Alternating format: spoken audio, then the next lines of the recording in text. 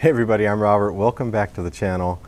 Today I've got something exciting for us. It's something that I hope that we can all kind of go through together and maybe do a little bit of critical thinking together, because Lamborghini has been at the Nürburgring with the STO for a couple days last week, and I firmly believe that they have two modified cars there, one that was heavily modified and one that was slightly modified, at least optically, visually, for us to see. And maybe it's going down a road that could begin to be deceiving for us, because it's very important to understand two things. Thursday was a test day where industry pools operating in fast cars could go run. They could go set benchmarks for themselves to see how do their cars perform long distance, long-term running at high pace.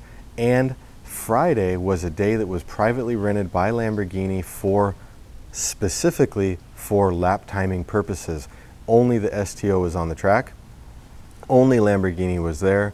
It was a classic timing setup, classic Nürburgring lap record event. And I'm going to say it quite frankly, the car that was running on Friday for the closed session, the specific lap timing event, was not a stock car. It was not a stock Lamborghini STO in any way, shape, or form. And I'm going to talk through a couple points right now to discuss why that is. Before I talk about each point, I'm going to make a couple of disclaimers. The first one is, if you're going to jump in now and stop and go to the comment section and say that I'm just a Lamborghini hater, I really challenge you to watch this video about each talking point, think critically about them, and come along with me for this before going down that road, because you might change your mind and say, wait a minute, this does look fishy. Secondly, I have to ask, what purpose would Lamborghini have taking a modified car to a lap timing session for the Nürburgring? The Nürburgring, as far as we're concerned for this topic, has two categories that we're interested in. The first one is a road legal car, which the GT2 RS MR has the record for, and then a OEM street car, which the AMG GT Black Series has the lap record in right now. The reason they're separated is that Nürburgring sees the MR as a modified car, and they see the GT Black Series as a stock OEM car. So if they have booted Manthey Racing's GT2 RS MR out into its own category, but they then allow Lamborghini to come in and do a STO with what I'm going to give you right now is this list of parts that has been modified. I've got my notes because there's a lot of talking points here and a lot of different points in videos I want to talk about. But if Lamborghini can come in with closed off air dams in their front bumper, they can come in with kill switches, which kill switch, not a big deal. We'll talk about that in a moment. Windshield wiper removal, or at least covering up with tape for airflow. They can come in with Lexan windshields, presumably from a Super Trofeo. They can come in with Lexan side windows. They can come in with tape covering up the engine to the rear bumper. They can add gurney flaps to the rear wings. They can come in with a race ABS system and race fuel. If all of those things can be put on by Lamborghini visually, that's what we can see from these videos that come from Auto Addiction, Stateside Supercars, and Car Spy Media. If I can see these items, I start to ask, what do I see? What don't I see? Suspension-wise, aero underneath the car maybe. Is this even the Super Trofeo car with different STO body panels? Is it a STO with Super Trofeo parts underneath? Is the suspension even the stock suspension that a customer is going to buy? And if Lamborghini is bold enough to put these parts on this car where we can see it visually through these videos that we're about to go through, what did they do that we don't know about? Now, another thing that we have to discuss is that Lamborghini hasn't done anything wrong yet. They haven't made a claim of what the STO has done on the Nürburgring. They have only gone out and run a very modified car in a Nürburgring lap timing session. So I'm not saying that they've lied to us, I'm not saying they deceived us, but the preparation is there, the groundwork is there for us to possibly be fooled here very quickly, because there is no reason to take, as I mentioned a moment ago, a Frankenstein car to a lap timing session on the Nürburgring. There's none. There's no media advantage to it. If they said, oh, we were just doing testing, they could have done the testing the day before when it didn't cost so much money to shut the track down, have timing equipment out, etc. There is no plausible reason to have a mix between Super Trofeo parts or race car parts or just simply lightweight modified parts that you can't get on the STO. There's no marketing advantage to it. There's no justifiable reason to do this as a company, because there's no use for the content if it wasn't intended at some point to possibly put out as marketing material for the STO itself. So we spoke about a list of these items, and we're going to go through each one individually and talk about what they do. Each one you might say, oh wow, they taped off airflow. That's fine. It doesn't seem like a big deal. But when you combine it all together, it's an effort to gain seconds, maybe even 10 seconds if you look at each of these items together. And that 10 seconds is what's going to trick us to believe a $300,000 to $400,000 euro or pound car is faster than it really is. So why don't we start at the front of the car, work our way back. We have the closed off cooling in the front bumper. We can go to the auto addiction videos and we can see the car coming into the carousel. We can see the stock car. You can visually see that I'm calling the stock car the more unmodified car. Also has these front cooling dams blocked off. So here's the more unmodified car. In this one, it's important to note a couple things. Between the rear, on the rear wing, between the uprights and the end plates, there's no gurney flaps. On the front bumper, it is closed off, so that's been modified on this more stock looking car. The windshield has very flat and smooth glass, so you see no dimples in it. So this car looks relatively unmodified aside from the front aero dams, or the dams that they've built to stop the air coming into the additional cooling. As the car comes around to the carousel of this more unmodified car, you will see that it has a windshield wiper, but it also has a kill switch, which is kind of interesting why they would put a kill switch. But somebody might come in and say the driver requested some safety. If he were to crash, they want the marshals to be able to kill the engine. Fine, we often give a little bit of leeway to roll cages and things like that in these cars because we do want the drivers to be safe if worse were to happen, so we let go of that. But in this stock car, you see air dams blocked off, you see the no gurney flaps, you see no dimples in the windshield. That's a glass windshield on that car.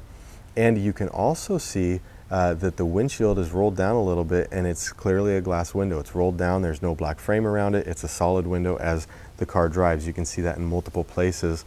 Car Spy Media is driving away and the window is rolled down and it's actually going up as it's leaving the TF car park.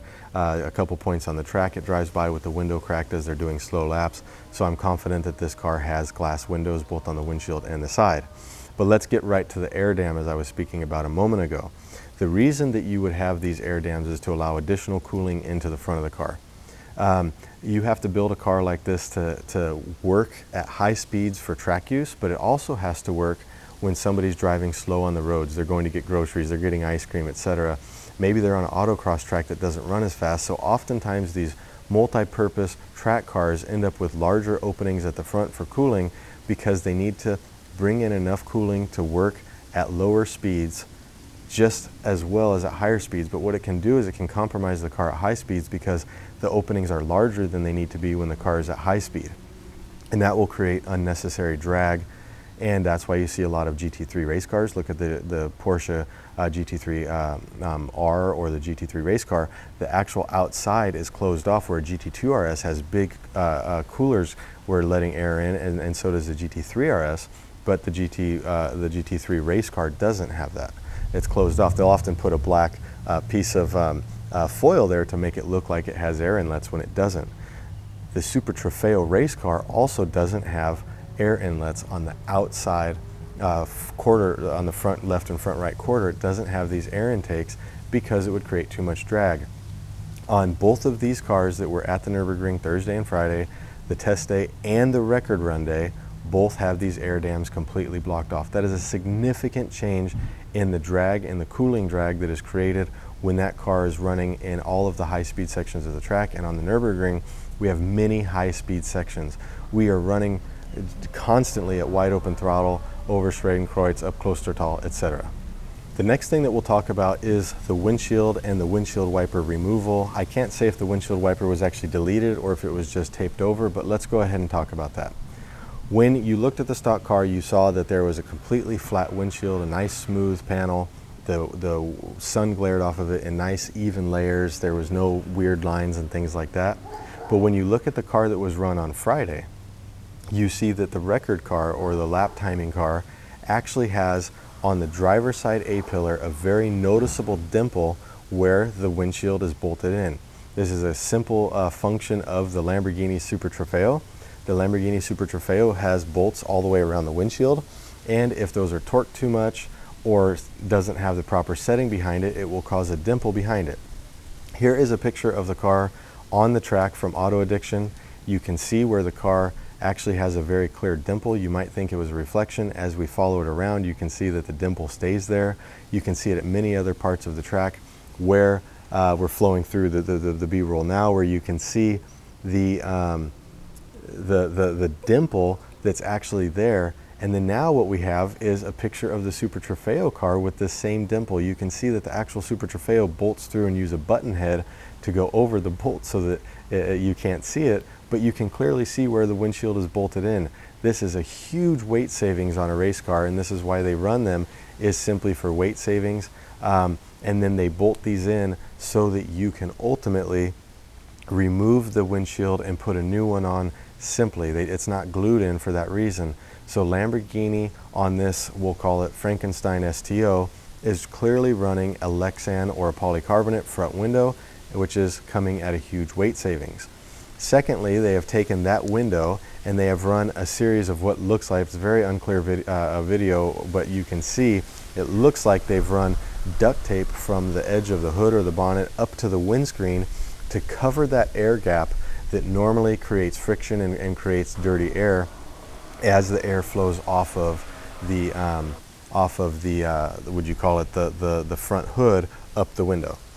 So what this does is ultimately brings cleaner air up over the bonnet. Now in a lot of cars it may not be as I would say time saving value, but in this it does, because you've got your air coming in that center slot in the front bumper, and as that air comes in the center slot in the front bumper, it comes up through an S-duct over the hood, and you've got a ton of air coming up over the hood, over the windshield, and then ultimately to the rear wing.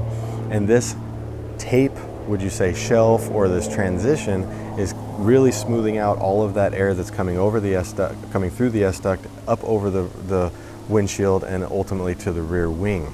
So that really does add a lot of, I would say, cleanliness. And again, could this be a second on a lap? Could it be 2 seconds through the straight high speed zones where you have less drag? Very well could be. So since we're on the topic of the windows, why don't we go ahead and jump right into the side windows. There's several places I showed you on the stock, the unmodified or less modified car. You can see the window was cracked down.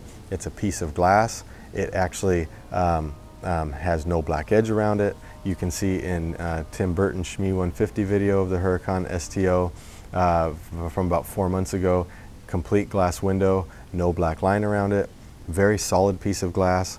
But all of a sudden we go to the Car Spy Media footage right here, where the Huracan STO, the more modified of the two, the Friday special we'll call it, the one that's going to run out and do the lap timing event, this car has the door propped open, and you've got a mechanic or one of the techs sitting there talking with the driver, doing some work inside the car, and you can see a very thin and flimsy window sitting there with a black frame around it. Where it gets really interesting is when the driver begins to close the door, he takes his left hand and he's pushing the door shut, and he very smoothly takes his right hand. He's done this before. He takes his right hand, folds the glass in, well, I should say the polycarbonate or Lexan in. He folds it in with his right hand to get it to go inside the tracks and shuts the door in one smooth motion. Now, anybody who runs these kinds of cars know that you might have to do this, because on a stock car, the window has a provision in it that when it opens, when the door opens, it drops the window down a couple centimeters so that it can clear the window seals, and then when the door latch shuts, it slides the window back up. But on these race cars, you actually have to pull the door open, and when you want to close it, you have to fold the Lexan down, slide it in the track, and close it. And like I said, this guy has done it before. This wasn't his first time closing a door with a Lexan window in it.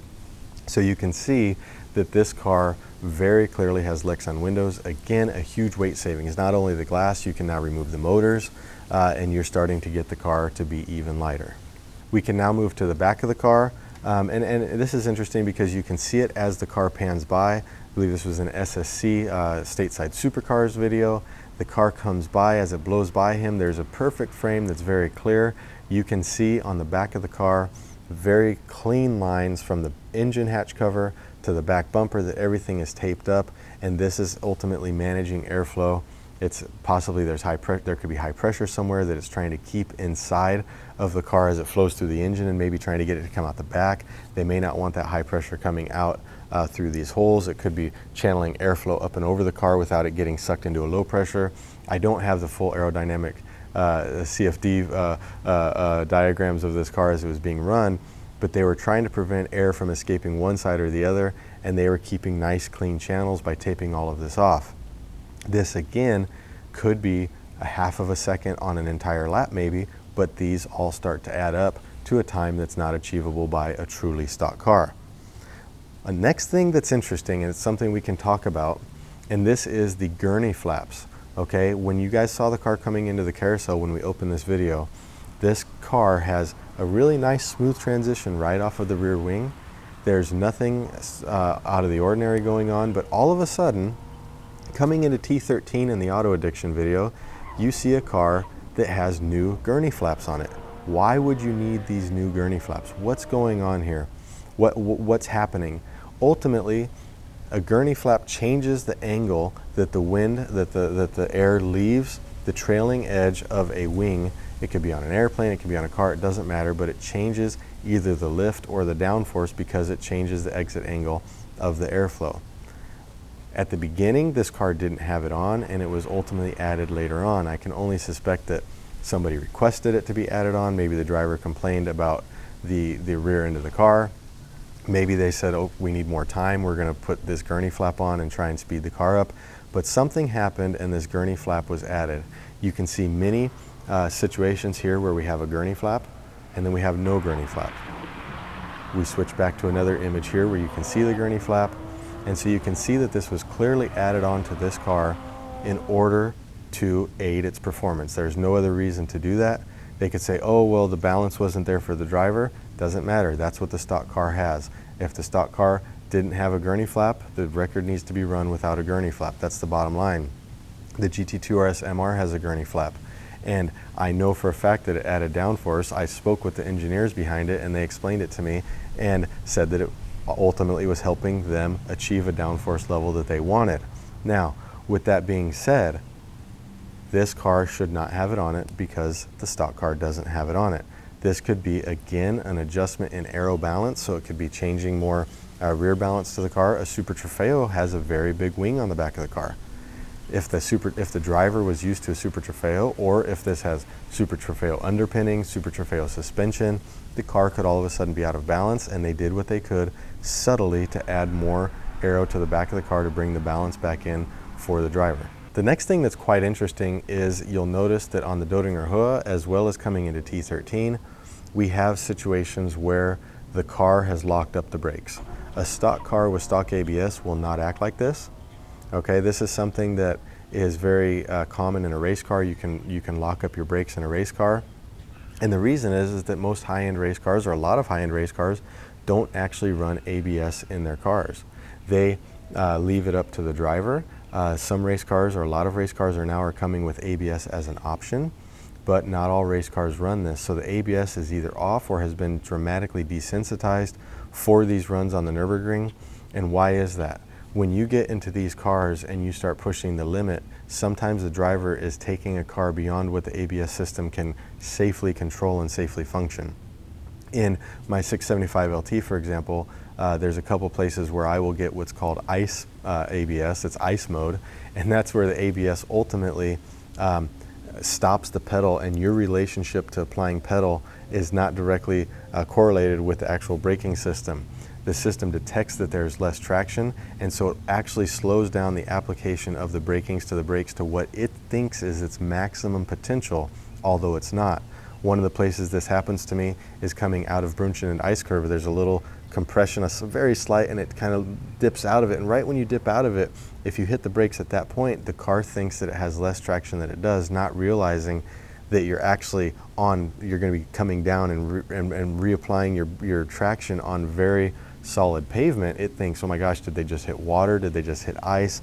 And it brings the braking in slowly. And a lot of people will actually miss their corner because of this. We've seen it happen with BMW M3 and M4 going into Stylestrecke before. There's a little hump if you brake too late and you apply the brakes when the car is actually decompressed. you will actually get this ice mode to happen. Now, some supercars have this happen to it. Possibly the Huracan STO had this, and they removed the ABS so that the driver could push the limits of the car even further. Now you say, well, those are the limits of the car. That sounds great. The customer car that you buy is not going to have that ABS system. The driver will not be able to lock the tires up in the same way that you see in these two examples. It's just not going to happen. So the last topic, or the last point of modification that I have for the car today, is about race fuel. Okay, a lot of people might say, oh, well, I can go down to the gas station and get 102 there in Odenau. I can get maybe even higher octane where I live, and I can just dump it in my car and it's going to make way more power. Well, for me, this is a fun topic because I've tuned countless, thousands of naturally aspirated cars, adjusted the timing tables all the way from part throttle up to wide open throttle. I know where the car starts to get knock, and I know what race fuel does to a car and how it helps it. And the only way that race fuel actually helps a car is if you can adjust the timing tables to increase the timing, to advance the timing, and make more power. That's it.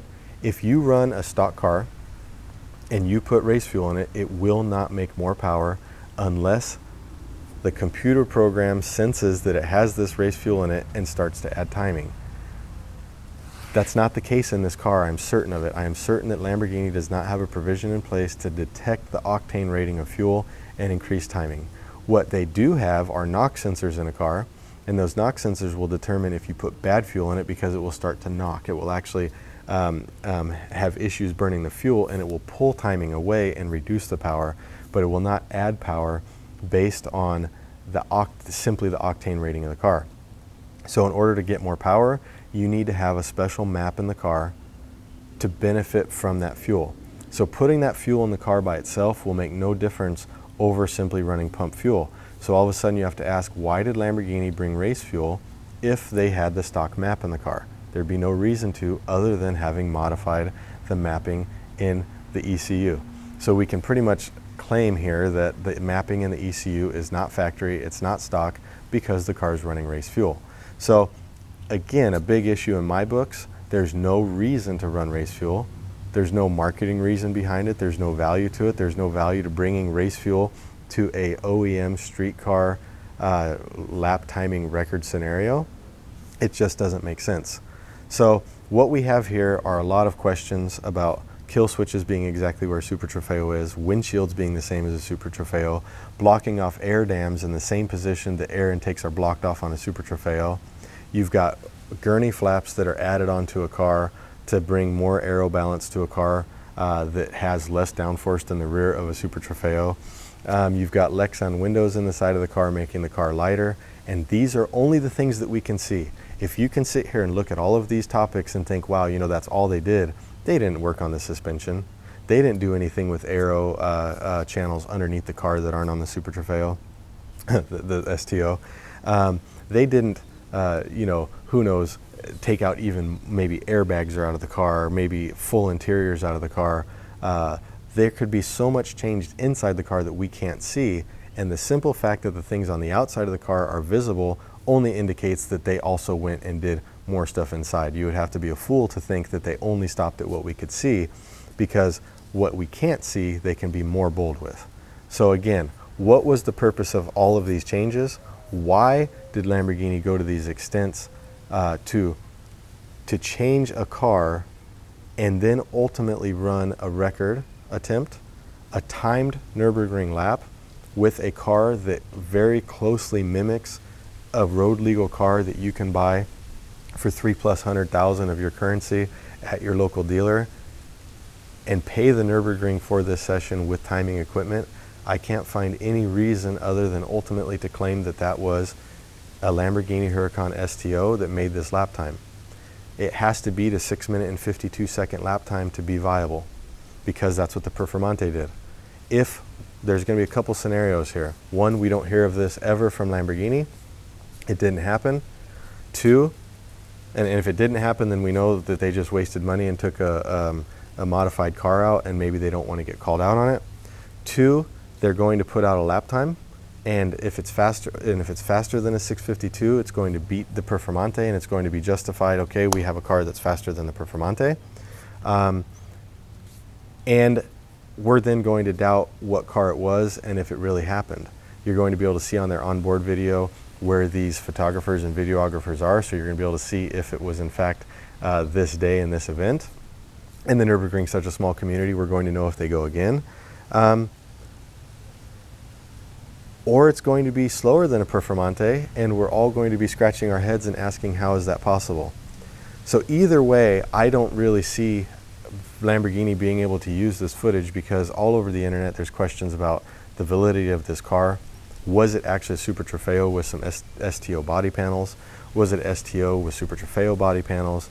What exactly was the car? We don't know. We probably will never know, but we do know that this is not a STO that you or I can buy. And the only reason I started looking into this was because the STO was a car that I wanted to buy. I was very serious about it, talking with my dealer, and it was going to be potentially the first Lamborghini that I had in my garage. And I was very familiar with the car. I was very familiar with how it worked, how the aero worked, etc. And it immediately struck me as a car that did not work. And I also was looking at buying a Super Trofeo and having it road legal and running it on the Nürburgring. So I was very familiar with that car, and I started seeing similarities between them that just don't line up. So I'm very curious to see what you guys think. Do you think that Lamborghini was attempting to pass this off as an STO? Do you think that all of these modifications could even be classified as street legal? Or should the Nürburgring have said, wait a minute guys, this isn't acceptable, we're not going to sign this off? If the Nürburgring publishes this lap time, does it negate every other lap time? Does it negate all the money that other companies have invested in lap timing with the Nürburgring? Does it make their entire list of cars and lap records come into question? For me, it's a very interesting thing to bring up. I don't want to be constantly bringing up debates and maybe drama and things like that, but something happened when I was doing the SSC videos. I was invited by SSC to come out and watch them run the car. And after I went out for my first sessions with them and I came back and I reported what I saw, there were a lot of people on one particular Facebook page that said, Robert, how can you verify that they were only running the amount of power that the car is supposed to make? How can you verify that there was no Sneaky Pete nitrous system installed? How can you state that this car was street legal because they never made 100 of them?